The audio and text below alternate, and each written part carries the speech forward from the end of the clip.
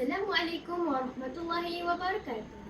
Nama saya Nurul Habar Kismi bin Muhammad Idris ingin mendeklamasikan sebuah sajak yang bertajuk Hentikan Bully.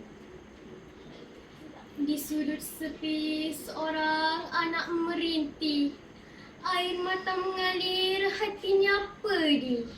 Menanggung derita yang tiada kesudahan, menjadi mangsa kejamnya satu permainan. Kata-kata nista dilempar tanpa belas, tawa mengejek di dalam kelas.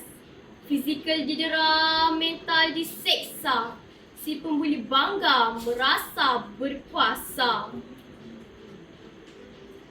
Di manakah hilangnya sifat kemanusiaan apabila kesakitan orang menjadi hiburan?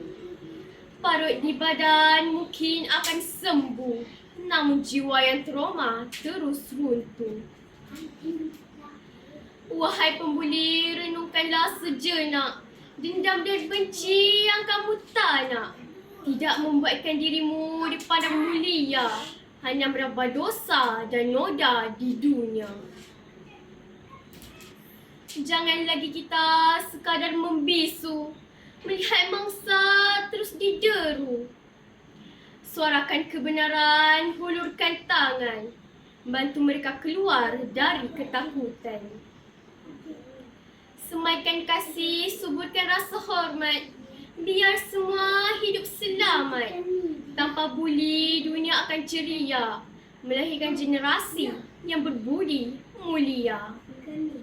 Sekian daripada saya. Assalamualaikum warahmatullahi wabarakatuh.